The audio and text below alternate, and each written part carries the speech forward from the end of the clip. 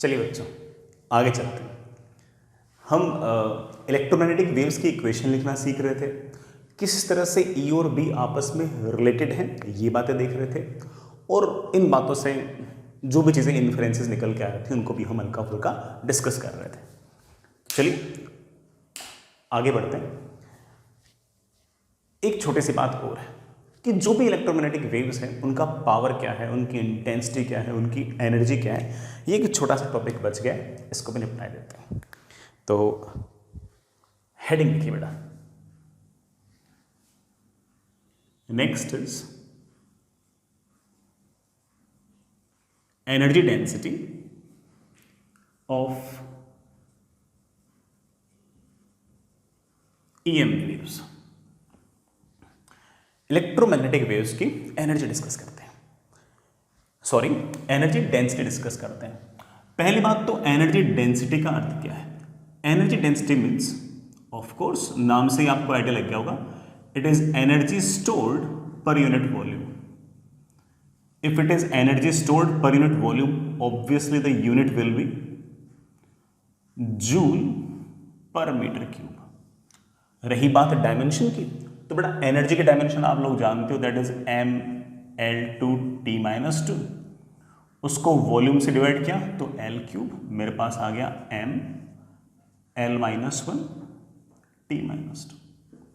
ये इसकी डायमेंशन है। इलेक्ट्रोमैग्नेटिक वेव के अंदर जैसा कि आप जानते हैं कि इलेक्ट्रिक फील्ड भी है, मैग्नेटिक फील्ड भी है। इलेक्ट्रिक फील्ड और मैग्नेटिक फील्ड अगर दोनों है तो दो तरह की एनर्जी डेंसिटीज होंगी, electric energy density and magnetic energy density. पहले एक बार हल्की सी बात सुनना, किसी रीजन के अंदर अगर इलेक्ट्रिक फील्ड होगी तो उस रीजन के अंदर कुछ ना कुछ इलेक्ट्रिक एनर्जी डेंसिटी होगी। ये अगर एक छोटा सा वॉल्यूम है dV, तो इस छोटे से वॉल्यूम के अंदर हल्की सी इलेक्ट्रिक एनर्जी स्टोर्ड होगी। Let's say that energy stored is du। छोटा सा वॉल्यूम है तो छोटी सी एनर्जी स्टोर्ड होगी। And energy density is defined as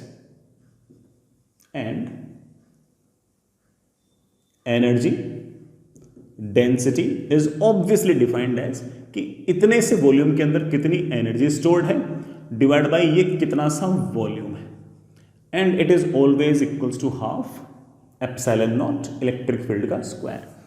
जहां जहां इलेक्ट्रिक फील्ड होगी वहां वहां कोई ना कोई एनर्जी डेंसिटी होगी, and that energy density is of course due to electric field.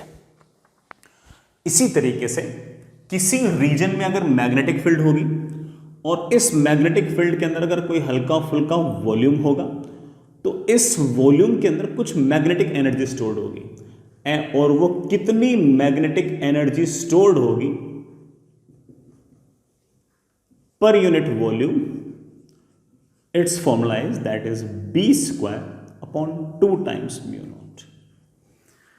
That is b² upon 2 times mu not. ये फॉर्मूले हम अलग अलग चैप्टर्स में देख चुके हैं। ये वाला फॉर्मूला हम लोगों ने इलेक्ट्रोस्टैटिक्स में देखा था और ये वाला फॉर्मूला हमने ऑफ कोर्स मैग्नेटिज्म में देखा था। प्रूव भी किया था हल्का फुल्का रिलेट करके, ऐसे कंपैरिजन करके अपन हल्का फुल्का इसको प्रूव भी किया था। अब हमारे पास जो इलेक्ट्रोमैग्नेटिक वेव है उसकी बात करते हैं। अगर आपके पास कोई इलेक्ट्रोमैग्नेटिक वेव सामने की तरफ c वेलोसिटी से अगर जा रही है तो इलेक्ट्रिक फील्ड ऑफ कोर्स ऐसे ऑसिलेट करेगी और मैग्नेटिक फील्ड आपकी तरफ आते हुए ऐसे ऑसिलेट करेगी। तो किसी भी रीजन के अंदर इसके पास इलेक्ट्रिक फील्ड भी होगी और ऑफ कोर्स मैग्नेटिक फील्ड भी होगी। लेट्स से इलेक्ट्रिक फील्ड की इक्वेशन है E is equals to E0 sine omega t minus kx plus theta, and magnetic field is B0 sine omega t minus kx plus theta. As you know that कि दोनों का phase same होगा। E0 और B0 आपस में किस तरह से रिलेटेड है ये मैं पहले से याद भी है, हमारे दिमाग में सेट भी है, ठीक है। अब अगर बड़ा वेव अगर सामने की तरफ जा रही है, मैं अगर कोई छोटा सा वॉल्यूम लूं ऐसे, इस छोटे से वॉल्यूम के अंदर we know it very well कि इलेक्ट्रिक फील्ड भी होगी मैग्नेटिक फील्ड भी होगी, तो दोनों की एनर्जी डेंसिटीज होगी। कोई अगर मुझसे पूछ ले कि सर इलेक्ट्रिक एनर्जी डेंसिटी कितनी होगी, तो मैं जवाब दूंगा that is half epsilon not E का स्क्वायर। ई का स्क्वायर ऑब्वियसली जो भी इलेक्ट्रिक फील्ड है उसका स्क्वायर, जो भी इलेक्ट्रिक फील्ड है उसका स्क्वायर करूंगा तो आपको sir electric field is varying with time and X. Of course electric field should vary with time and X because we know that it is electromagnetic wave. Wave है तो T और x के साथ तो vary करेगी। Half epsilon not E not का square into sine square of omega T minus K X plus theta. Fair enough. ये आप देख पा रहे हो कि एनर्जी डेंसिटी अलग अलग टी पर अलग अलग एक्स पर अलग अलग है, लेकिन हम है ना इंटरेस्टेड होंगे इस इलेक्ट्रिकल एनर्जी डेंसिटी की एवरेज वैल्यू पर। और अगर एवरेज वैल्यू निकालनी है तो ऑफ कोर्स इस फंक्शन का एवरेज निकाल दो। आपका हाफ एप्सिलॉन नॉट बाहर, ई नॉट का स्क्वायर बाहर, और जो sign square omega T minus K X plus theta है इसकी वैल्यू वेरी करेगी 0 से लेके 1 तक। नेगेटिव तो हो नहीं सकता। निकालना चाहो तो इसका एवरेज निकाल भी सकते हो। मैं डायरेक्ट लिख रहा हूं इस एक्सप्रेशन का, जिस एक्सप्रेशन की वैल्यू 0 से लेकर 1 तक वेरी कर रही है, it's average will comes out to be half and it can be written as 1/4 epsilon not electric field की मैक्सिमम वैल्यू का स्क्वायर, इलेक्ट्रिक फील्ड की मैक्सिमम वैल्यू का स्क्वायर। अच्छा है, बढ़िया। एक बात और, ये जो एक्सप्रेशन दे रखा है साइनोसॉइडली वेरिंग एक्सप्रेशन दे रखा है, इसका अगर मैं आपसे पूछूं कि बेटा आरएमएस वैल्यू क्या होगी, ई आरएमएस क्या होगी, तो आप कहोगे सर ई आरएमएस हमने अल्टरनेटिंग करंट चैप्टर वगैरह में निकालना सीख रखा है, वापस से लिखने की जरूरत नहीं है। इस पूरे के पूरे एक्सप्रेशन की आरएमएस वैल्यू होगी of course E not by root two. क्या होगी बच्चे? E not by root two. तो मैं इसको एक स्टाइल से और लिख सकता हूं, that is 1/2 epsilon not E not by root two का whole square and it can written as half epsilon not E का square, sorry E R M S का स्क्वायर। अक्सर बुक्स में ई का स्क्वायर भी लिखा रहता है, सिर्फ ई का स्क्वायर लिखा हो तो समझ जाना कि वो ई नॉट नहीं है, मैक्सिमम वैल्यू नहीं है, वो इफेक्टिव वैल्यू है। एंड वी नो दैट किसी भी साइनोसॉइडली वेरिंग फंक्शन की इफेक्टिव वैल्यू जो होगी वो amplitude divide by root two होती है। हमें पहले से याद है ना। ये आ गई हमारे पास एनर्जी डेंसिटी, किसके कारण? इलेक्ट्रिक फील्ड के कारण। बच्चे बोलेंगे सर आपने तो formula half epsilon not E square सिखाया था और यहां पर तो 1/4 एप्सिलॉन नॉट ई नॉट का स्क्वायर आ गया है। वो 1/4 इसलिए आ गया है क्योंकि पूरे रास्ते इलेक्ट्रिक फील्ड ई नॉट नहीं है, इलेक्ट्रिक फील्ड तो बेटा लगातार अलग अलग टी पर अलग अलग एक्स पर वेरी कर रही है। तो 1/4 epsilon not maximum electric field का स्क्वायर, या तो ऐसे याद कर लो या फिर half epsilon not effective electric field का square, and effective electric field is always maximum electric field upon root two या फिर ई आर एम एस। जैसे बोलना चाहो वैसे बोलो, कोई दिक्कत नहीं, चलेगा, कूद के चलेगा। चलो बेटा चलो आगे चलते हैं। नेक्स्ट इज, जिस तरह से हमने बात की इलेक्ट्रिकल एनर्जी डेंसिटी की, वैसे ही ऑब्वियस बात है कि हमारे इस इलेक्ट्रोमैग्नेटिक वेव के अंदर तो इलेक्ट्रिक फील्ड भी है और मैग्नेटिक फील्ड भी है, और अगर इस रीजन में से मैग्नेटिक फील्ड अगर गुजरेगी तो उसकी भी तो एनर्जी डेंसिटी होगी। उसकी एनर्जी डेंसिटी होगी magnetic energy divide by volume. बेटा मैग्नेटिक है इसलिए बी लिख दो, एंड वी नो दैट कि फॉर्मूला इज मैग्नेटिक फील्ड का square upon 2 times mu not. लेकिन हम जानते हैं कि अलग अलग टी पर अलग अलग एक्स पर बी की वैल्यू तो अलग अलग है, तो आप कहोगे sir B can be written as B not का square sine square omega T minus K X plus theta upon 2 times mu not. This is the magnetic energy density at any x at any t, but we are not that much concerned about magnetic energy density at any x at any t, rather we are concerned about the average। हमें average में ज़्यादा interest है। तो कोई अगर मुझसे पूछ ले कि सर एनर्जी डेंसिटी मैग्नेटिक वाले का एवरेज क्या होगा, तो मैं कहूँगा बेटा बी नॉट का स्क्वायर बाहर निकाल ले, 2 टाइम्स म्यू नॉट बाहर निकाल ले। ये साइन स्क्वायर का जो एक्सप्रेशन है as you know it varies from 0 to 1, इसका एवरेज निकाल लें। किसी भी फंक्शन का एवरेज मैं आपको निकालना सिखा चुका हूं, integration F D T upon integration D T, ऐसे निकालना चाहो निकाल सकते हो, हमने कईयों बार निकाल रखा है इससे पहले। इसका जो एवरेज आएगा that comes out to be half, and it comes out to be B not का square upon 4 times mu not. थोड़ा दिल तो टूटा होगा तो बेटा नीचे 2 नहीं आया, नीचे 4 आ गया, लेकिन हम कारण जानते हैं कि ऊपर जो मैग्नेटिक फील्ड है वो मैक्सिमम है। जब भी मैग्नेटिक फील्ड मैक्सिमम लोगे तो नीचे आपका 1/4 आ जाएगा, नीचे आपका 4 आ जाएगा। फिर भी अगर चाहो तो आप इसको ऐसे भी लिख सकते हो 2 टाइम्स म्यू नॉट और ऊपर लिख दो बी नॉट बाई रूट 2 का स्क्वायर। इस बी नॉट बाई रूट 2 को हम पहचानते हैं, बी नॉट बाई रूट 2 है इस पूरे की पूरे एक्सप्रेशन की आरएमएस वैल्यू। बेटा आरएमएस वैल्यू याद है ना, जो भी आपका एम्पलीट्यूड हुआ करता है डिवाइड बाई रूट 2। तो आप कह सकते हो कि that is effective value of magnetic field का square upon 2 times mu not. This is magnetic energy density की एवरेज वैल्यू। तो याद रखना बच्चों, नीचे 2 आएगा तो आरएमएस या इफेक्टिव वैल्यू, नीचे 4 आएगा तो समझ जाना आपका मैक्सिमम वैल्यू। ये है आपकी मैग्नेटिक एनर्जी डेंसिटी, ये बेटा आपकी मैग्नेटिक एनर्जी डेंसिटी। तो जो भी इलेक्ट्रोमैग्नेटिक वेव जाएगी उसके कारण रीजन में इलेक्ट्रिक फील्ड और मैग्नेटिक फील्ड दोनों होंगे। इलेक्ट्रिक फील्ड मैग्नेटिक फील्ड होंगे तो ऑब्वियस बात है कि उस रीजन के अंदर, हाँ बेटा क्या, उस रीजन के अंदर क्या कहते हैं बेटा उसको, एनर्जी डेंसिटीज होंगी। और हमने देखा कि इलेक्ट्रिक एनर्जी डेंसिटी, बेटा एवरेज की बात कर रहा हूं, उसकी वैल्यू आएगी मैक्सिमम इलेक्ट्रिक फील्ड का square 1/4 epsilon not E not का स्क्वायर। बेटा ई नॉट ना पसंद हो, ई आरएमएस पसंद हो तो 1/4 की बजाय जाएगा 1/2 एप्सिलॉन नॉट ई आरएमएस का स्क्वायर। अक्सर बुक्स में ई आरएमएस को सिर्फ ई भी लिखा रहता है, सिर्फ ई लिखा हो तो समझ जाना कि वो ई आरएमएस ही है एक तरह। इसी तरह से हमारे पास जो मैग्नेटिक एनर्जी डेंसिटी आई, energy stored per unit volume, बेटा हमने मैग्नेटिक एनर्जी में शायद बी लिखा था, ठीक है, तो दैट इज बेटा कितना आया था, बी नॉट का square upon 4 times of mu not. या बेटा ऐसे लिख दो, दैट इज बी आरएमएस का square upon 2 times mu not. These are the formulas.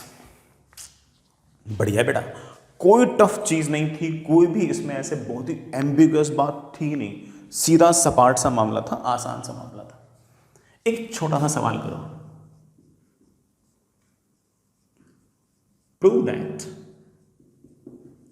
In EM wave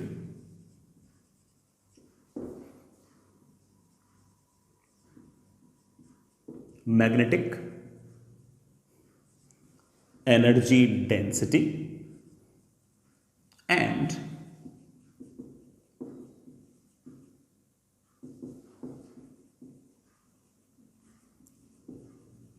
electric energy density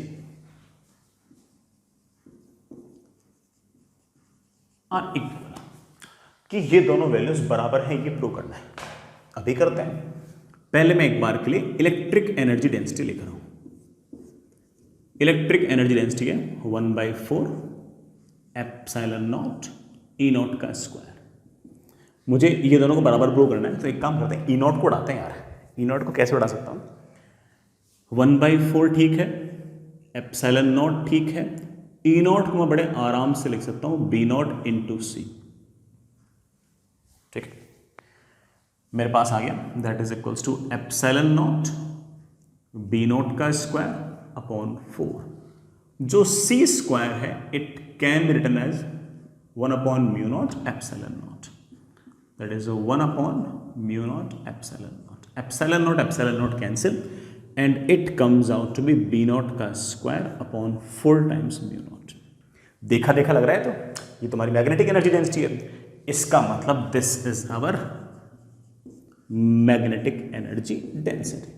इसका मतलब इलेक्ट्रिकल एनर्जी डेंसिटी और magnetic energy density electromagnetic wave के अंदर बराबर होंगी, ठीक है। अच्छा पॉइंट है, याद रखें, काम आएगा बेटा अपने, काम आएगा अपने।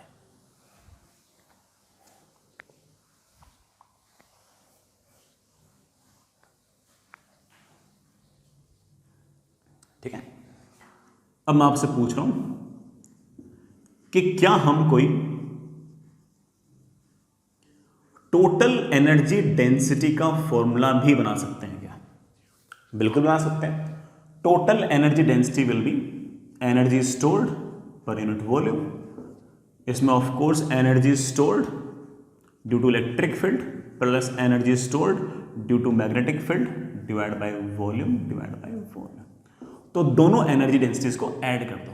ऐड करते मेरे पास आ गया that is 1/4 epsilon not E not का स्क्वायर प्लस बी नॉट का square upon 4 times mu not. This is the total energy density. वो अलग बात है कि मैं जानता हूं कि ये वाली वैल्यू और ये वाली वैल्यू तो बराबर है, तो मैं इसको लिख सकता हूं कि that is 1/4 epsilon not E not का square plus 1/4 epsilon not E not का square. It can be written as half epsilon not E not का स्क्वायर। ई नॉट बेटा यहां पे टोटल एनर्जी डेंसिटी की वैल्यू आ गई है half epsilon not E not का स्क्वायर। ये मत सोचना कि इसमें सिर्फ और सिर्फ इलेक्ट्रिक फील्ड वाली टर्म है, इसमें सारी आ चुकी है। टोटल इलेक्ट्रिक फील्ड भी आ चुकी है, मैग्नेटिक फील्ड भी आ चुकी है। सिर्फ इलेक्ट्रिक फील्ड होती तो यहां पर 1/4 होता, या फिर यहां पर हाफ होता तो यहां पर ई नॉट नहीं होता, ई आरएमएस होता। सिर्फ इलेक्ट्रिक फील्ड होती तो नेट है तो यहां पर 2 आएगा और यहां पर ई नॉट आएगा। आसान सा फॉर्मूला बेटा। वो अलग से हम इस बात को जानते हैं कि half epsilon not E not का स्क्वायर और बी नॉट का square upon 2 times mu not. Values तो बेटा सेम है।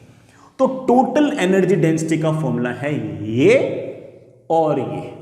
इसके अंदर दोनों टर्म्स आ चुकी हैं, इलेक्ट्रिक फील्ड भी आ चुकी है, मैग्नेटिक फील्ड भी आ चुकी है, सारी आ चुकी है। इवन ये लगाना चाहो ये लगा दो, इसमें दोनों टर्म्स आ चुके हैं, इलेक्ट्रिक फील्ड भी और मैग्नेटिक फील्ड, सारी आ चुकी है। कितने आसान आसान प्यारे प्यारे छोटे छोटे से फॉर्मूले हैं। मैंने पूरा बेसिक से बताया है, बट आप चाहो तो बेटा सिर्फ और सिर्फ फॉर्मूला याद करके भी काम चला सकते हो, चल जाएगा। आगे चलते हैं बच्चों। नेक्स्ट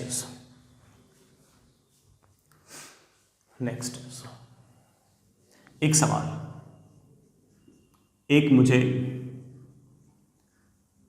इलेक्ट्रोमैग्नेटिक वेव दी हुई है that is E is equals to 200 volt per metre sine of omega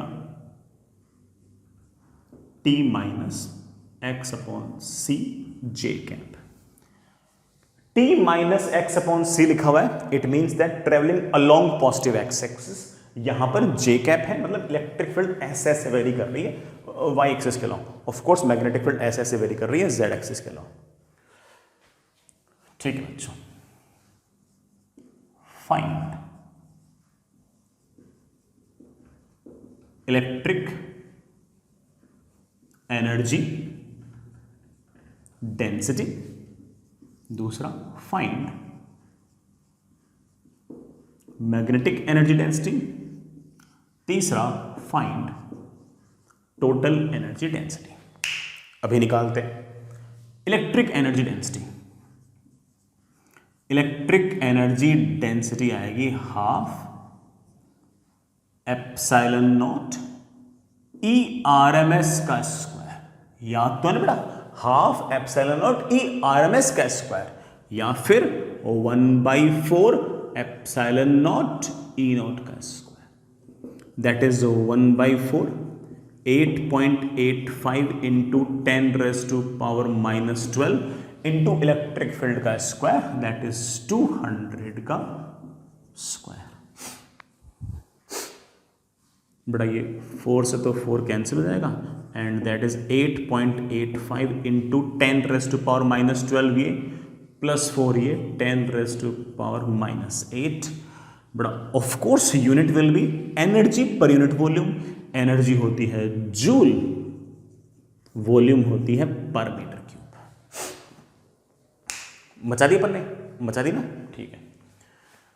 आगे चलो, मुझसे पूछ रहे हैं बताओ मैग्नेटिक एनर्जी डेंसिटी क्या होगी। अगर किसी ने मुझसे अगर मैग्नेटिक एनर्जी डेंसिटी पूछी तो मेरे पास एक ही चारा बचता है, बी नॉट का square upon 4 times mu not. B not है इसलिए 4 आएगा, बी आरएमएस निकाल तो 2 आता। अब बी नॉट कैसे निकालूं?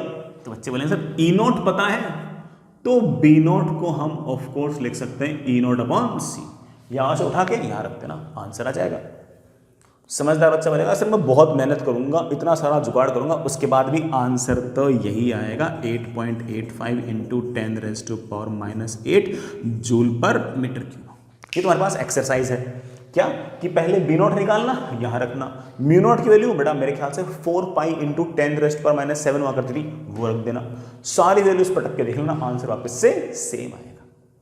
ऐसा थोड़ी कि मैंने बोल दिया और तुमने मान लिया, अपन ने प्रूव किया है कि फॉर्मूले लगाओ, आंसर एग्जैक्टली सेम आता है। अगला मुझसे पूछ रहा है टोटल एनर्जी डेंसिटी क्या होगी। टोटल एनर्जी डेंसिटी होगी of course this plus this, दोनों को जोड़ूंगा तो 1/2 एप्सिलॉन नॉट ई नॉट का स्क्वायर आएगा।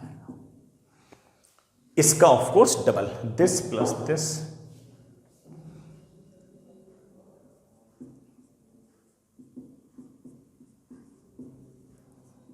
बड़ा डबल यही होगा ना, एक बार चेक करो।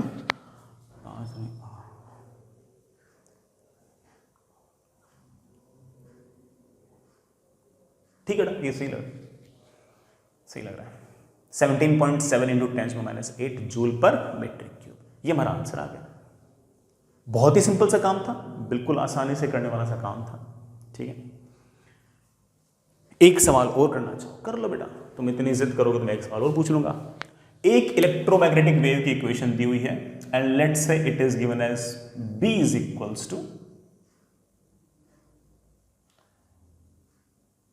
5 micro tesla sine omega T minus X upon C J के अंदर।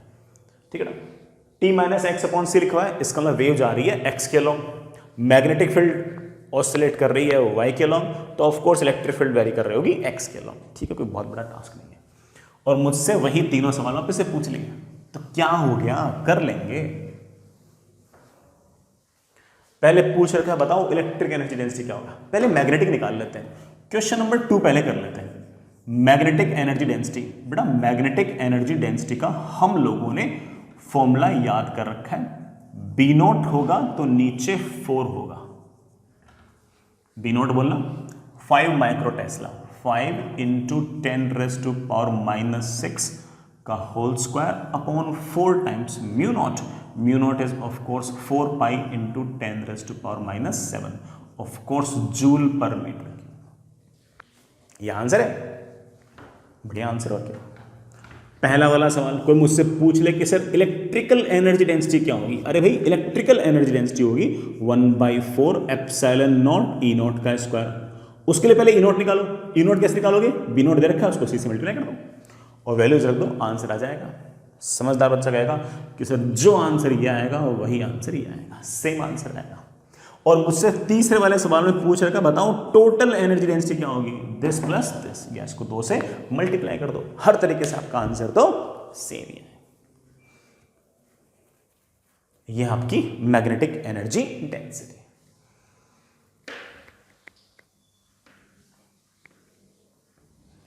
चलिए बच्चों, अपन ने बात की अभी तक तो सिर्फ और सिर्फ एनर्जी डेंसिटी की बात की है, और बातें भी कर लेते हैं।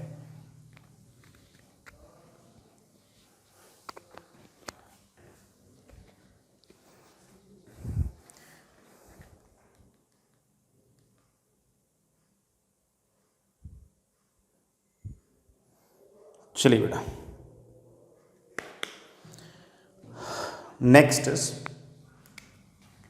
Intensity of EM wave.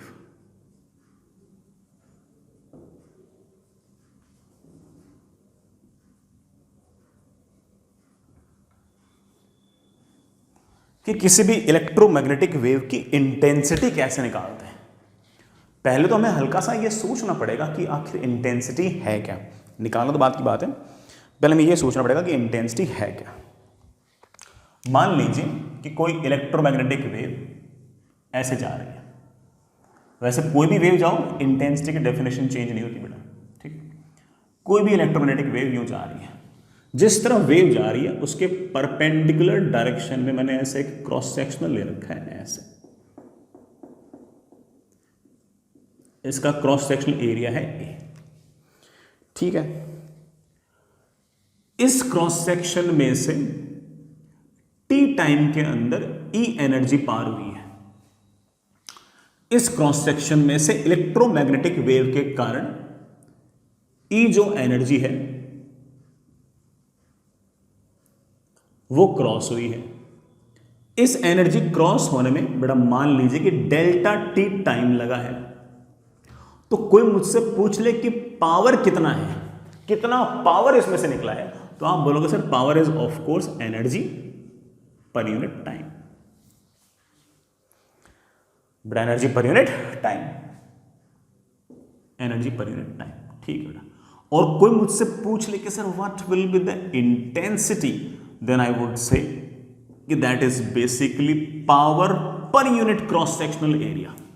वो वाला एरिया जो इस वेव के जिस तरफ प्रोपोगेशन है उसके परपेंडिकुलर डायरेक्शन में कितना एरिया है वो। तो आप कहोगे sir that is basically energy per unit time per unit area. ये हमारी इंटेंसिटी। और इस इंटेंसिटी के बारे में कुछ बातें लिख सकते हो, बिल्कुल लिख सकते हैं। Unit joule per metre square per second. कोई मुझसे डायमेंशन पूछेगा तो that is ml/t-2। Metre square is l square, नीचे t, l square cancel, that comes out to be mt-3। This is the definition of intensity. हमने अभी तक electromagnetic wave की intensity निकाली नहीं है। अभी तक तो अपन लोगों ने सिर्फ और सिर्फ इंटेंसिटी डिफाइन की है कि इंटेंसिटी जो है वो किसी भी वेव की, इलेक्ट्रोमैग्नेटिक वेव की नहीं, किसी भी वेव की जो इंटेंसिटी होगी that is energy crossed per unit time per unit cross sectional area. लिखना चाहो लिख सकते हो। Intensity is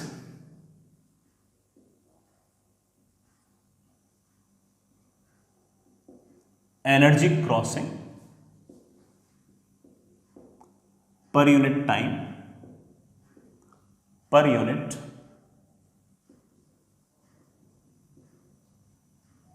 cross sectional area. Per unit time per unit cross sectional area कितनी एनर्जी क्रॉस हो रही है, that energy is known as your intensity of electromagnetic wave. चलिए बच्चों अपने मेन मुद्दे पे वापस आते हैं। हमें तो ईएम वेव की इंटेंसिटी निकालनी है, अभी निकालते हैं। बेटा मान लीजिए कि कोई इलेक्ट्रोमैग्नेटिक वेव जा रही है ऐसे with velocity c of course.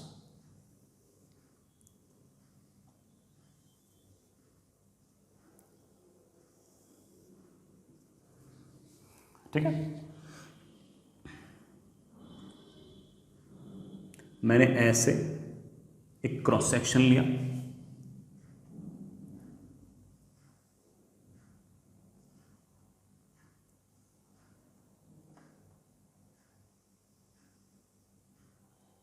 ऐसे ये क्रॉस सेक्शनल एरिया मेरे पास ए है। ठीक है बच्चों, मान लीजिए कि कोई इलेक्ट्रोमैग्नेटिक वेव यहां पर एंटर की, ऑफ कोर्स उसकी वेलोसिटी c होगी।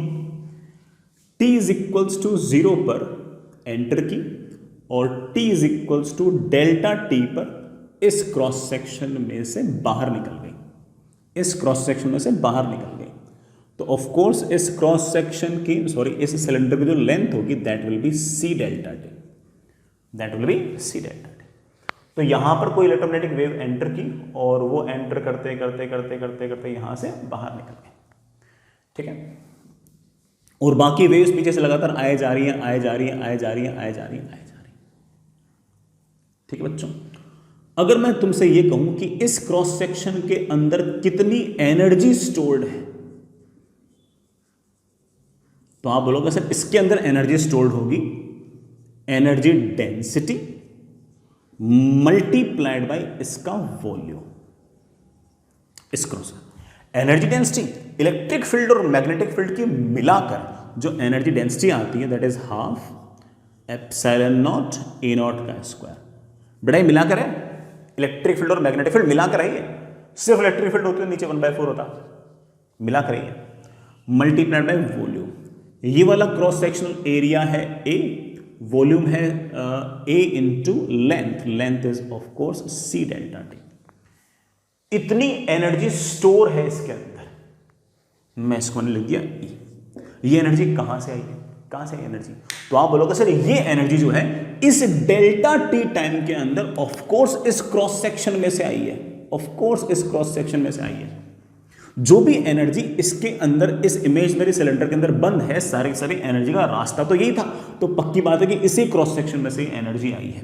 तो कोई मुझसे पूछ ले कि सर पावर क्या होगा, तो मेरा जवाब होगा पावर होगा एनर्जी आई, उस एनर्जी को आने में समय कितना लगा उससे डिवाइड कर दो, मेरे पास आ गया half epsilon not E not का square into cross sectional area into C. अब किसी ने मुझसे पूछ लिया बताओ सर इंटेंसिटी क्या होगी वेव की, तो मैं बोलूंगा इंटेंसिटी होगी कितना पावर क्रॉस कर रहा है पर यूनिट क्रॉस सेक्शनल एरिया। और बहुत ही प्यारा सा अच्छा सा फॉर्मूला आ गया है जो हम कभी नहीं भूलेंगे। आधी रात को भी कोई उठाकर हमसे पूछ लेगा कि बताओ कि इलेक्ट्रोमैग्नेटिक वेव की इंटेंसिटी का फॉर्मूला क्या होगा, तो हम half epsilon not E not का स्क्वायर इंटू सी बोलकर सो जाएंगे। ये है हमारे पास इंटेंसिटी। ऐसा नहीं कि मैंने लिख दिया और आपने मान लिया, पूरा ढंग से देखा है अपन ने कि इंटेंसिटी क्या होती है, कैसे होती है, पावर क्या है, एनर्जी क्या है, एनर्जी से पावर निकालना, पावर से इंटेंसिटी निकालना, हमने सारी बात को शुरू से लेकर आखिर तक देखा है। ऐसा नहीं कि मैंने फॉर्मूला लिख दिया मान रहे हो, ना ना, मानने वाली बात ही नहीं है, कोई बात नहीं ऐसी मानने वाली, है कि नहीं बच्चों। ये हमारे पास इंटेंसिटी का फॉर्मूला आ गया। तो अगर कोई मुझसे पूछे कि व्हाट इज द इंटेंसिटी, तो आई वुड से कि that is half epsilon not E not का स्क्वायर इंटू सी, या फिर सर कैसा, या फिर बड़ा इस half epsilon not E not के स्क्वायर को मेरे बच्चे चीख चीख के घर से बोल रहे होंगे कि सर इसको आप बी नॉट का square upon 2 times mu not भी तो लिख सकते हो। हाँ बेटा बिल्कुल लिख सकता हूं। ये हमारे पास आ गई है इंटेंसिटी, ये हमारे पास आ गई बेटा क्या, इंटेंसिटी। याद रखना है, भूलना तो बिल्कुल नहीं है, कोई चारा ही नहीं बेटा अपने पास भूलने का, बिल्कुल नहीं भूलना है, बार बार काम आएगा अपने formula, we have to remember it. इस पर सवाल पूछ रखे हैं जेई में, लेकिन है सारे सवाल फॉर्मूला बेस्ड। जेई मेन का आपको एक सवाल करके दिखाता हूं, मुझे वैल्यूज तो बड़ा याद नहीं, तो मैं वैल्यूज अपने हिसाब से ले लेता हूं। बिल्कुल एग्जिटिस फॉर्मूले पर सवाल पूछ रखे हैं, और हर साल ही मान के चल लो कि 6 पेपर आते हैं तो 6 में से 3 पेपर में सवाल पूछ रखा होता है, और ऐसा ही पूछ रखा होता है, ऐसा मैं बोर्ड पे लिखने वाला हूं बिल्कुल सपाट सीधा कि एक इलेक्ट्रोमैग्नेटिक वेव है, बड़ा मैं पूरी लैंग्वेज नहीं लिख रहा, और उस इलेक्ट्रोमैग्नेटिक वेव की इक्वेशन है E is equals to 200 volt per metre sine of 6 minus 8t minus 2x। Sorry, इन दोनों को डिवाइड करोगे तो c की वैल्यू आ जाएगी, चेक करो ला, ओमेगा बाई के करोगे तो 3 इंटू 10⁸ आ जाएगा। 3 इंटू 10⁸ आ गया, इसका मतलब बड़ा वेव तो एयर में ही है, वैक्यूम में ही है। और मुझसे पूछा गया फाइंड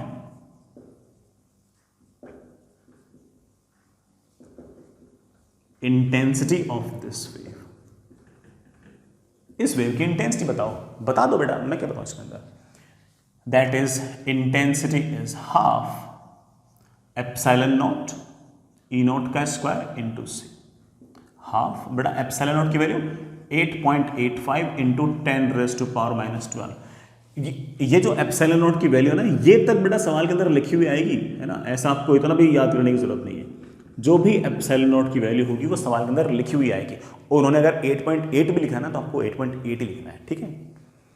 इंटू ई नॉट का स्क्वायर, ई नॉट का स्क्वायर तो मेरे ख्याल से 400 into C is of course 3 into 10⁸8। बड़ा 1 2 3 4 8 और 4 12, ये निपट गए। ये 2 आ गया, मेरे पास आ गया 8.85 इंटू 6।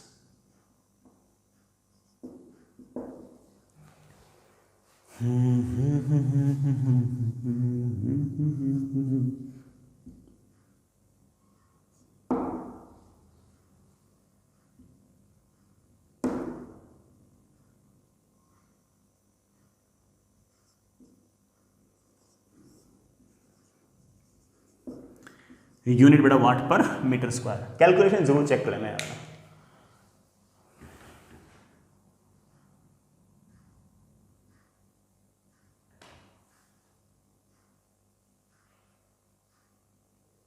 ठीक है बेटा, ये आंसर आप जेई का सवाल है बेटा, जेई मेन का सवाल है, ऐसे पूछते हैं। मैंने बड़ा ऑप्शन नहीं लिखे, उसमें ऑप्शन और लिखे रहते हैं। अगर मान लो सवाल में ऐसा लिखा हुआ आ गया,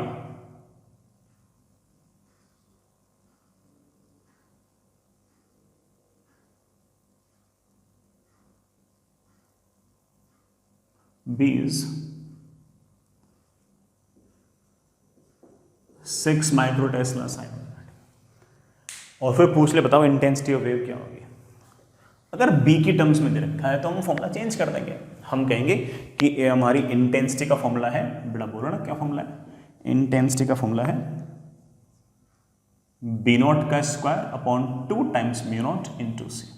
B not is 6 micro tesla, 6 into 10⁻⁻6 का square upon 2 times mu not. Mu not is 4 pi into 10⁻⁻7। C is of course 3 into 10⁻8. Unit will be of course watt per meter square. ये हमारा आंसर है। Solve valve करते रहना यार, मैंने थोड़ा खुद ऐसे रैंडम से वैल्यूज दी है, मैं कहाँ से सॉल्व करूँ। ठीक, तुम कर लो।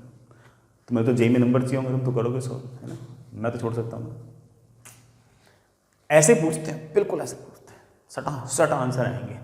तो जैसे इलेक्ट्रोमैग्नेटिक वेव का सवाल जेई मेन में दिख जाए ना, सबसे पहले उसी को करना है कि यार बिल्कुल लल्लू चंपू सवाल पूछेंगे। वो 4 नंबर तो बोनस के आए, वो आएंगे तो बाकी सब हो जाएगा।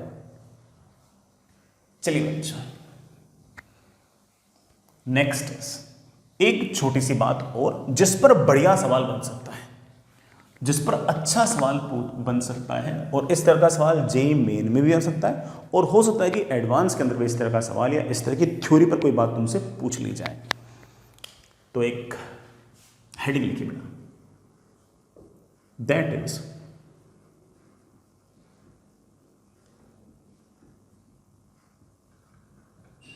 Point source of EMV. किसी इलेक्ट्रोमैग्नेटिक वेव का पॉइंट सोर्स, जैसे बल्ब नहीं होता, बल्ब एक तरह से पॉइंट सोर्स ही है, वो हर तरफ बड़ा इलेक्ट्रोमैग्नेटिक वेव्स लगातार निकालता रहेगा। तो हमारे पास एक पॉइंट सोर्स है, किसी बल्ब को, लेजर लाइट को बड़ा तुम इस तरह से पॉइंट सोर्स मान सकते हो। ये बड़ा आपका पॉइंट सोर्स है एस, और इस पॉइंट सोर्स का मुझे पावर दे रखा है पी। पावर दे रखा है पी, इस बात का ये है कि पी जूल एनर्जी हर सेकंड ये लगातार निकालता रहेगा, और पॉइंट सोर्स है इसलिए ये एनर्जी इधर भी निकालेगा, इधर भी निकालेगा, इधर भी, पूरे के पूरे ऐसे स्फेरिकल सरफेस पे से निकालता है। इसमें से लगातार एनर्जी निकल रही है, ऐसे भी पूरे 3D में निकल रही है बेटा। मैं तो डायग्राम तो 2D में बना पा रहा हूं ऐसे।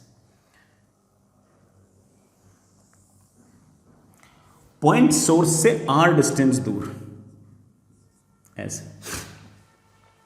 मैंने बेटा ऐसे स्फीयर बना लिया imaginary. This is your imaginary sphere. तो इसमें से जो पावर पी नॉट निकली है, ये पावर कभी ना कभी बेटा ऑफ कोर्स इस स्फीयर में से भी निकलेगी। तो जो पावर पी निकली है, सॉरी पी नॉट नहीं बेटा, पी निकली है, वो पावर पी कभी ना कभी इस स्फीयर पर फैल जाएगी, और उस टाइम पर मैं बड़े आराम से ऐसा कह सकता हूं कि यहां पर जो इंटेंसिटी होगी वो होगी कितनी पावर इस स्फीयर से निकल रही है divide by area. Area is of course 4πr²। ये इंटेंसिटी बेटा यहां पर, एंड वी नो दैट की intensity is half epsilon not E not का square into C. E not क्या है? ई नॉट है इस पॉइंट पर जो भी इलेक्ट्रिक फील्ड और मैग्नेटिक फील्ड। अब जैसे वेव है, वेव तो बेटा यहां पर ऑफ कोर्स यू जाएगी ऐसे, तो सी तो ऐसे होगा। जो भी आपकी इलेक्ट्रिक फील्ड और मैग्नेटिक फील्ड होगी वो तो ऐसे ऑसिलेट करेगी ना, यूं यूं ऐसे ऑसिलेट करेगी। ये ई है, ये आपका बी है, ये तो ऐसे ऑसिलेट करेगी। मैं यहां से एक बात कह सकता हूं कि E not is inversely proportional to R. देखना बेटा, दोनों तरफ रूट लूंगा तो E not is inversely proportional to R. जितना दूर जाओगे वैसे वैसे इलेक्ट्रिक फील्ड की वैल्यू लगातार घटेगी। इसी तरह से मैं ये भी कह सकता हूं कि B not is also inversely proportional to point source के केस में आप इस तरह की बातें बोल सकते हैं। ठीक है बेटा। इवन आप ई नॉट की वैल्यू बोल सकते हो, मेरे पास आएगा power upon 4πr² is equals to half epsilon not E not का स्क्वायर इंटू सी। हाफ से बढ़ाइए 2 कैंसिल, और ई नॉट की वैल्यू आ गई है power upon 2πr² epsilon not C का रूट। ये आपके पास ई नॉट की वैल्यू आ गई। ओह सॉरी, r² को बेटा मैं चाहूँ तो ऐसे भी लिख सकता हूँ 1/r, ऐसे भी लिख सकता हूँ, मर्जी मेरी। ये फॉर्मूला याद करने की जरूरत नहीं है, निकाल लेंगे, कहाँ दिक्कत है यार। कभी सवाल आया इस पे, सवाल है HCV के अंदर सबसे लास्ट सवाल यही है बेटा। और मैग्नेटिक फील्ड पूछेंगे तो ई नॉट तो आ चुका है, तो B0/c लिख दो। या फिर अगर मैग्नेटिक फील्ड डायरेक्ट ही पूछी हो तो इसको लिख दिया करो, दैट इज B0 का स्क्वायर अपॉन 2 टाइम्स μ0 इंटू सी। और आप B0 बड़े आराम से लिख सकते हो अंडर रूट ऑफ, देखना बेटा क्या आएगा,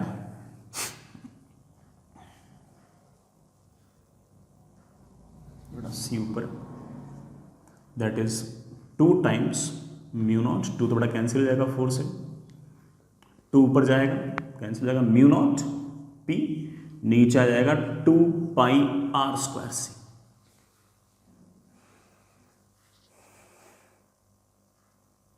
तो किसी भी डिस्टेंस में हम बड़े आराम से इस तरह से इलेक्ट्रिक फील्ड और मैग्नेटिक फील्ड की मैक्सिमम वैल्यूज लिख सकते हैं। कोई ऐसे भारी काम नहीं है, आसान से काम, बिल्कुल चिल टाइप्स काम है, कोई भारी काम नहीं।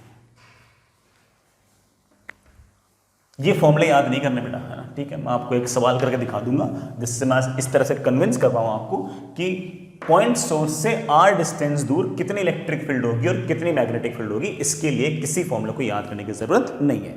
बट फिर भी एक बात बोलता हूं, ये रहा पॉइंट सोर्स, पावर है P, वेव जा रही है, इलेक्ट्रोमैग्नेटिक वेव जा रही है ऐसे ऐसे, पूरे के पूरे 3D के अंदर यूं जा रही है बेटा, ठीक है। Velocity of light of course c है। यहां से r डिस्टेंस दूर इंटेंसिटी अगर I0 होगी तो यहां से 2r डिस्टेंस दूर इंटेंसिटी I0 नहीं बेटा, I0/4 होगी, बिकॉज इंटेंसिटी इज पावर, वो तो सेम है, अपॉन एरिया।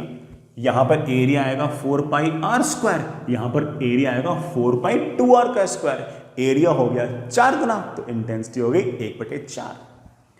इसी तरीके से यहां मेरे पास एक और पॉइंट है जो यहां से 3r डिस्टेंस दूर है।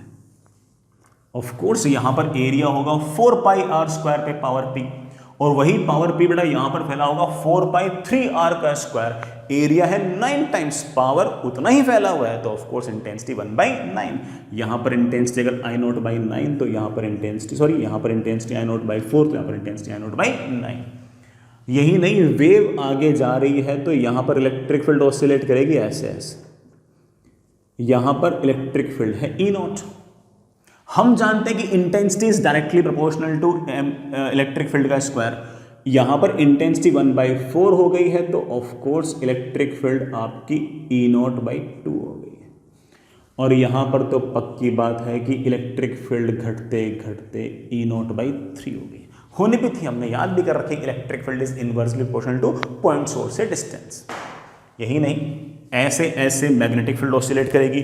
जो मैग्नेटिक फील्ड ऑसिलेट करेगी उसके बारे में भी मैं एक बात बोल सकता हूं कि अगर यहां पर मैग्नेटिक फील्ड का अगर एम्पलीट्यूड B0 है तो यहां पर मैग्नेटिक फील्ड का एम्पलीट्यूड B0/2 होगा, और यहां पर मैग्नेटिक फील्ड का एम्पलीट्यूड B0/3। अच्छी आसान सी बातें, ठीक है। मैं ना बताता हूं ये सब बातें तब भी तुम सोच लेते, तो ये तो बहुत ही लॉजिकल सी बातें हैं, है ना। हर बात बोलने बेटा जरूरत थोड़ी होती है, ऐसे थोड़ी कि मैं जो बोर्ड पे लिखूंगा सिर्फ अपन उतना ही सोच सकते हैं, अपन तो बहुत कुछ सोच सकते हैं। तो ये सारी की सारी बातें आप भी सोच सकते थे, लेकिन मुझे लगा कि आपके नोट्स बढ़िया बने, नोट्स में इस तरह का हो कि कुछ आपको एक्स्ट्रा ऐड ना करना पड़े, सब नोट्स से ही निपट जाए मामला, इसलिए मैंने सारी बातें लिखा दी। चलिए बच्चों, बिना फॉर्मूला लगाए एक सवाल करते हैं। हमारे पास एक पॉइंट सोर्स है, इस इलेक्ट्रोमैग्नेटिक वेव का मुझे पावर दे रखा है 10 वाट, ठीक है बेटा, इसके कारण ऑफ कोर्स वेव जाएगी हर तरफ और बेटा यहां की मान लेता, और यहां कहीं पॉइंट सोर्स है, पावर है बेटा 10 वाट, यहां से आर डिस्टेंस 5 मीटर डिस्टेंस दूर मेरे पास से ये कोई पॉइंट है एक्स, ठीक है। फाइंड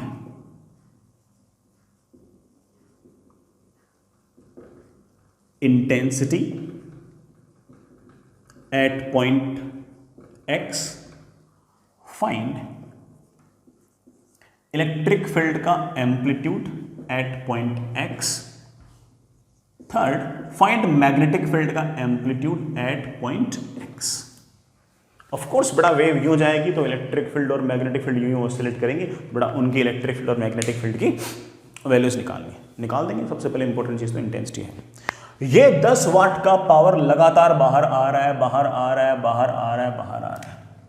कभी ना कभी ये 5 मीटर के इस इमेजिनरी स्फीयर से क्रॉस होगा,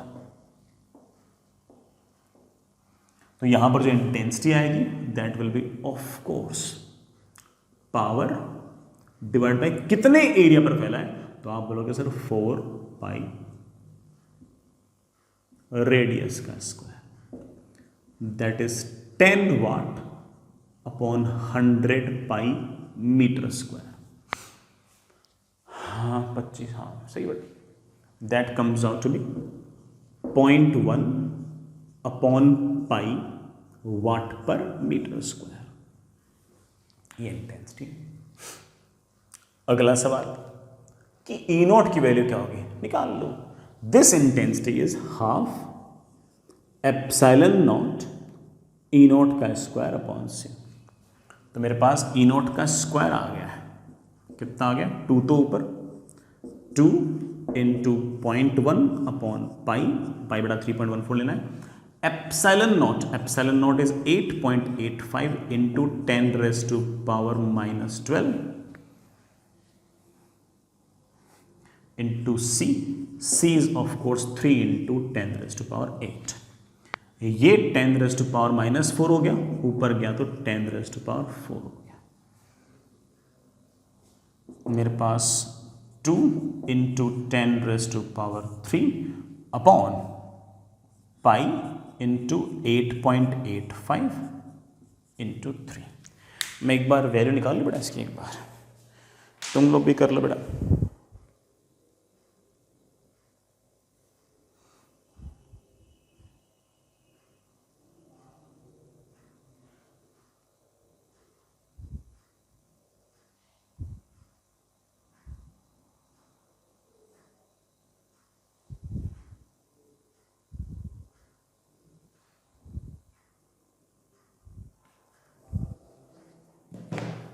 बेटा मेरे ख्याल से 24 आ गया होगा या 23.99 के आसपास आ गया होगा, मैं इसको 24 लिख रहा हूं।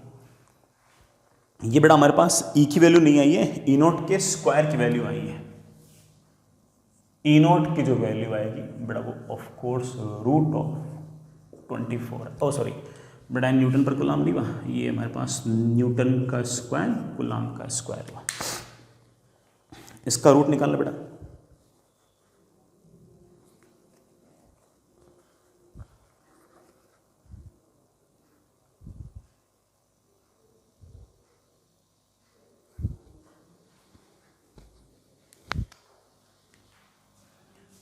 फोर 4.897 न्यूटन पर कूलाम। ये बेटा मेरे ख्याल से आपके पास ई नॉट की वैल्यू आ गई। तो जैसे ही वेव आगे जाएगी इलेक्ट्रिक फील्ड ऐसे ऐसे, मैग्नेटिक फील्ड ऐसे ऐसे ऑसिलेट करेगी। इलेक्ट्रिक फील्ड की मैक्सिमम वैल्यू ये आएगी, आरएमएस वैल्यू ऑफ कोर्स इसका भी डिवाइड बाय √2 आएगी। अगर किसी ने मुझसे बी नॉट पूछ लिया तो दैट इज ऑफ कोर्स बेटा E naught divide by c, that is 4.897 divide by 3 into 10 raise to power -8 tesla. ये अपने बी नॉट की वैल्यू आ गई।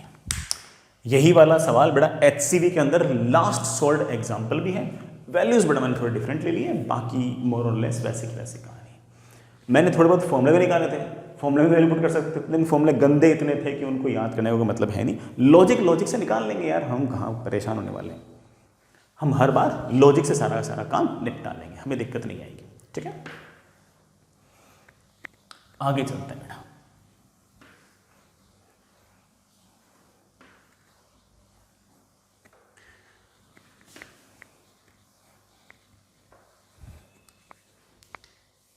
नेक्स्ट इज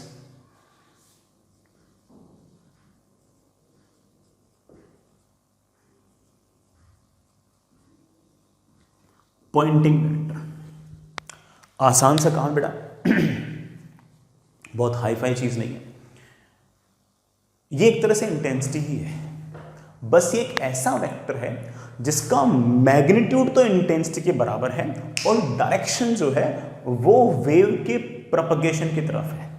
मैं फिर से बोलता हूं, पॉइंटिंग वेक्टर, हर वेक्टर में दो चीजें होती हैं। क्या क्या होती है बेटा? एक तो मैग्नीट्यूड और दूसरा ऑफ कोर्स डायरेक्शन। इसका जो मैग्नीट्यूड होगा वो इंटेंसिटी के बराबर होगा और इसकी जो डायरेक्शन होगी बेटा वो अलोंग प्रोपगेशन ऑफ वेव, जिस तरफ वेव जा रही है उस तरफ। मतलब ऐसे बोल दूं, सी कैप।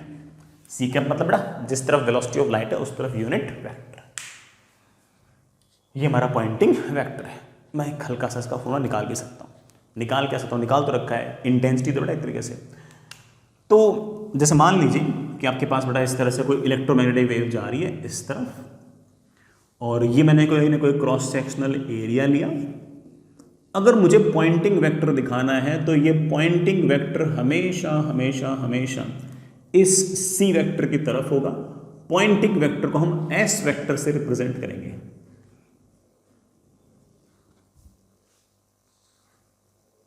ठीक है बेटा, किसी भी इंस्टेंट पर इलेक्ट्रिक फील्ड ऐसे, बड़ा मैग्नेटिक फील्ड आपकी तरफ बाहर की तरफ आती हुई ऐसे। याद करो बेटा, ई क्रॉस बी जो था ना वो सी की तरफ था, ई ऐसे बी ऐसे, ई क्रॉस बी बेटा हमेशा सी की तरफ था। मैं आपको याद भी करा चुका हूं। सुनिए बेटा, इस एस वेक्टर के पास मैग्नीट्यूड होगा इंटेंसिटी वाला और डायरेक्शन होगी सी कैप। सर इंटेंसिटी, हाँ बेटा इंटेंसिटी। इंटेंसिटी याद करो हम लिखते थे बेटा, कोई सा भी फॉर्मूला लगा दो, half epsilon not E not का स्क्वायर इनटू सी। या बेटा वो दूसरा लगाना चाहो दूसरा लगा दो।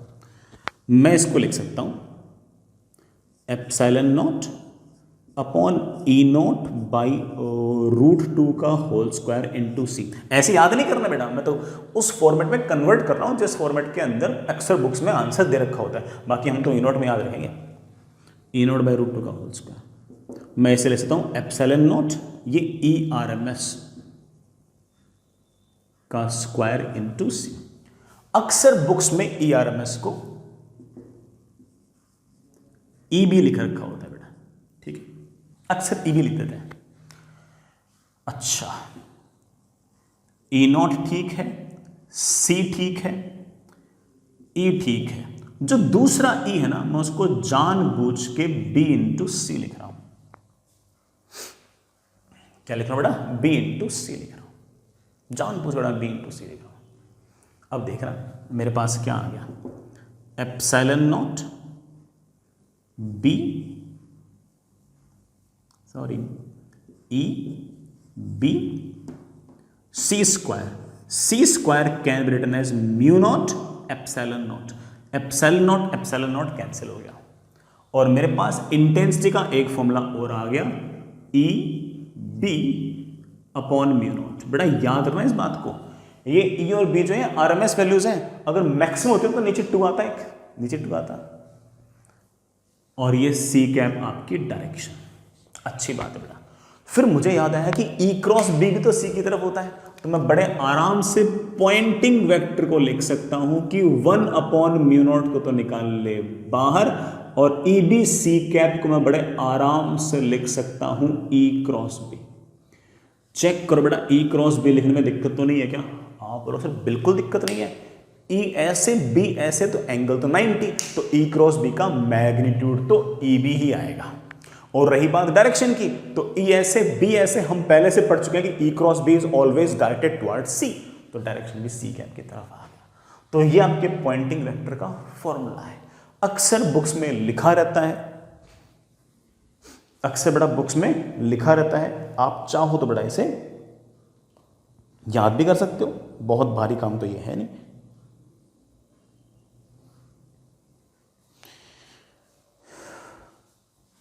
ये फॉर्मूला है, कभी काम आ जाए तो बड़ा यूज कर लेना।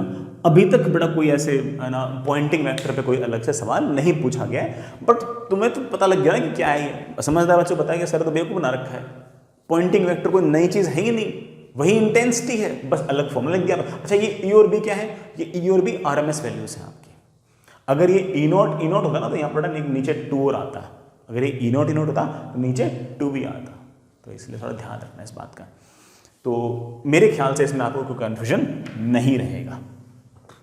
तो अक्सर बुक्स में पॉइंटिंग वेक्टर का फॉर्मूला गिवन होता है। चलिए बच्चों आगे चलते हैं बेटा,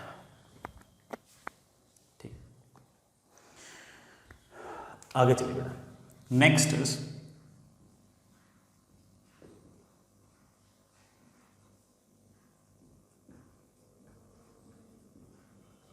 स्पेक्ट्रम ऑफ ईएम वेव्स। ये जो स्पेक्ट्रम ऑफ ईएम वेव्स है मैं आपको बड़ा पहले भी बनवा चुका हूं, शायद ऑप्टिक्स पढ़ाते वक्त बनवाया था या कभी, पता नहीं मुझे याद नहीं आ रहा, कभी बनवाया मैंने। पूरे के पूरे इलेक्ट्रोमैग्नेटिक वेव के अंदर बहुत तरह की वेव्स होती हैं और अलग अलग एक्सपेरिमेंट से पता किया गया, इस बात को वैलिडेट किया गया कि सारे के सारे वेव्स इलेक्ट्रोमैग्नेटिक वेव ही हैं, ये सारे के सारे। सबसे पहले बड़ा आपकी रेडियो वेव्स, उसके बाद बड़ा आपकी माइक्रोवेव्स, बड़ा उसके बाद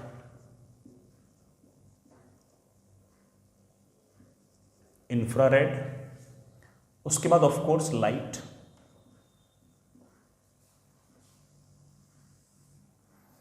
उसके बाद as you know it very well ultraviolet, बड़ा उसके बाद एक्सरेज और सबसे लास्ट में गामा रेज।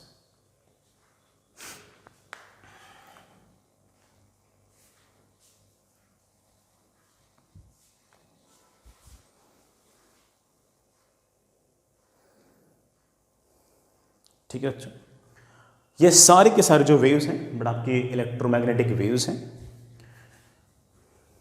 इन इलेक्ट्रोमैग्नेटिक वेव्स की बड़ा एनर्जी, मोमेंटम, सारी बातें बड़ा एक बार क्लियर करता हूं तुम लोगों को। किसी भी वेव के पास बड़ा फ्रीक्वेंसी, स्पीड और वेवलेंथ, ये 3 चीजें हैं। ये आपस में किस तरह से रिलेटेड हैं हमने पढ़ रखी है।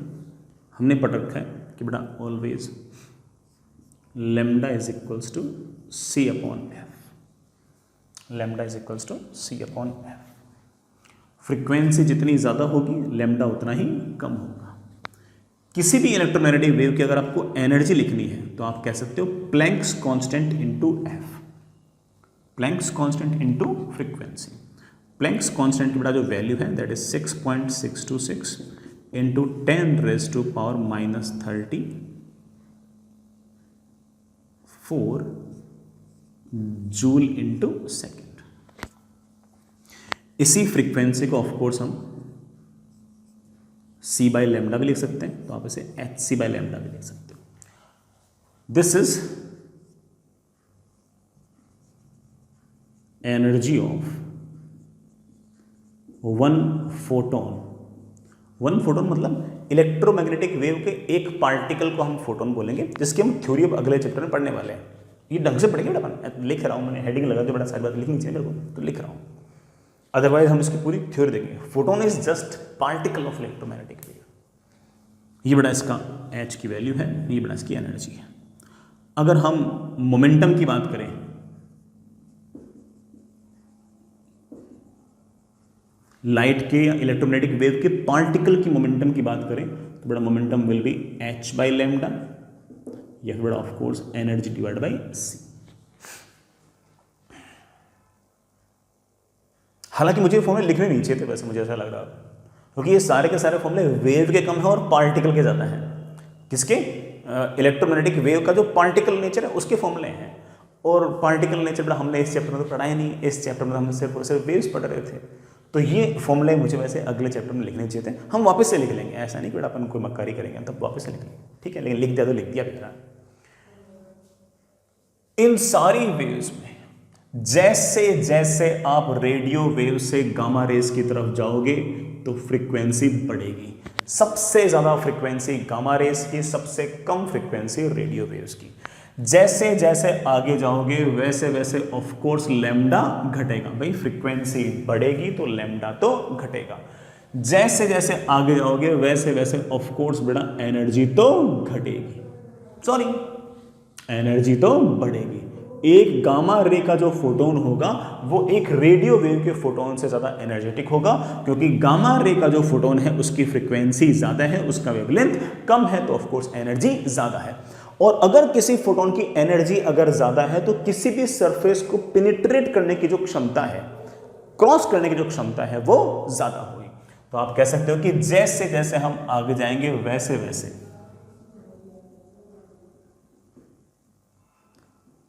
पेनिट्रेशन कैपेसिटी जो होगी वो ज्यादा होगी।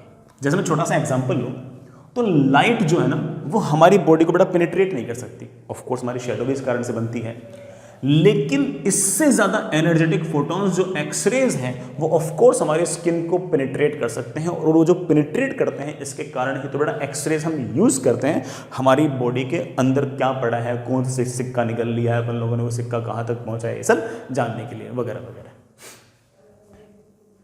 ठीक है बच्चों, इसमें आप हल्की फुल्की 2-4 बातें और याद कर सकते हो।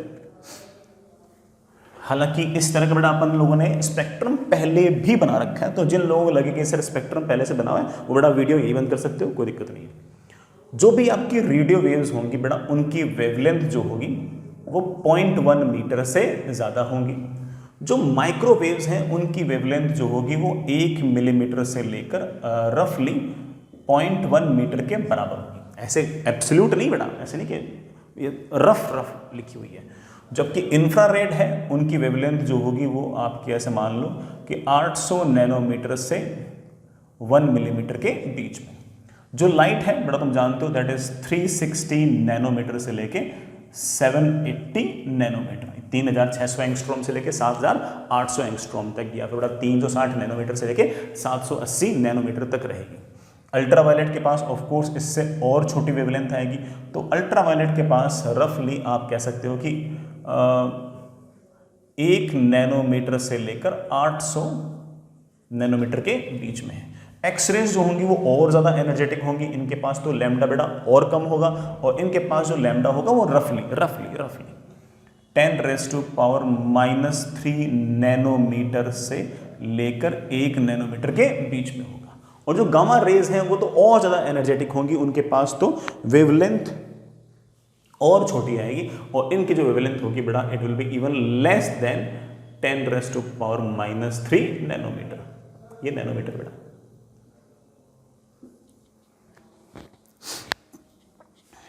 इस पूरे के पूरे स्पेक्ट्रम के अंदर ये लाइट क्या क्या करती है ये मोस्टली हम लोगों ने पढ़ रखा है या पढ़ेंगे। ज्योमेट्रिकल ऑप्टिक्स में हमने पढ़ रखा है और बाकी हम पढ़ेंगे वेव ऑप्टिक्स के अंदर। इसी तरह से एक्सरे कैसे बनता है, क्या काम आता है, किस किस तरह के सवाल बन सकते हैं, किस किस तरह के एक्सरे होते हैं, उसके ऊपर अगेन पूरा का पूरा चैप्टर है, पढ़ेंगे उसको। गामा रेज न्यूक्लियस के कुछ रिएक्शंस होते हैं, न्यूक्लियस के कुछ डिसइंटीग्रेशंस होते हैं, जिसके कारण कुछ न्यूक्लियर फोर्स होते हैं जिसके कारण गामा रेज बनते हैं। अगेन वो भी हमारे कोर्स में तो है मोर और लेस, उसकी इक्वेशंस तो कम से कम हमारे कोर्स में है। तो आप ऐसा मान के चल सकते हो कि ये और ये हम कभी न कभी या तो पढ़ चुके हैं या पढ़ेंगे, इन पर पूरे के पूरे चैप्टर हैं। इंफ्रारेड भी आपको हल्का फुल्का याद होगा कि हीट ट्रांसफर के अंदर जो रेडिएशन वाला पार्ट था उसके अंदर मोस्टली जो इलेक्ट्रोमैग्नेटिक वेव्स थी वो इंफ्रारेड रीजन के अंदर ही थी, और उन्हीं को हमने रेडिएशंस कहा था। रेडियो वेव अगेन बेटा एक आधे दिन के लिए हम लोग कम्युनिकेशन सिस्टम में पढ़ेंगे, एक आधे दिन के लिए हम लोग इसको कम्युनिकेशन सिस्टम में पढ़ेंगे। हालांकि हमने थोड़ा बहुत रेडियो वेव्स अगर याद हो आपको तो क्वालिटी फैक्टर वाले टाइम भी पढ़ा था, लेकिन और अगर कोई हल्की फुल्की डिटेल अगर उसकी होगी जो हमारे कोर्स में होगी वो हम कम्युनिकेशन सिस्टम में भी पढ़ेंगे। तो आपने देखा कि बेटा पूरा जो हमने इलेक्ट्रोमैग्नेटिक वेव का जो स्पेक्ट्रम बना रखा है उस स्पेक्ट्रम के जितने हिस्से ना वो मोर और लेस कभी ना कभी हमारे किसी न किसी चैप्टर में आ ही जाते हैं। तो हर चैप्टर में उनका जो रोल होगा वो हम उस चैप्टर में देखेंगे। और ये जो हमने स्पेक्ट्रम बनाया है ये आप बेटा पहले भी बना चुके होंगे, वापस से बनाने की कोई जरूरत नहीं है अगर आपको पहले से याद है तो। ठीक है, चलिए इसकी शीट निपटाइए। एचसीवी के सवाल करना चाहूं बेटा, एचसीवी के सवाल कर सकते हो। एचसीवी के अंदर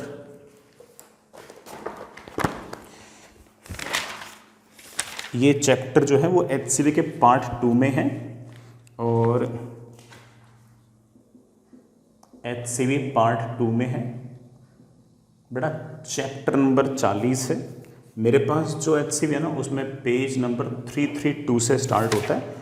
थ्योरी पढ़ना चाहो पढ़ सकते। ये मान के चलो कि बेटा मैंने कोई पॉइंट छोड़ा ही नहीं है जो है ना मतलब एनसीईआरटी में लिखा हो और एचसीवी में लिखा हो मैंने ना लिखा हो।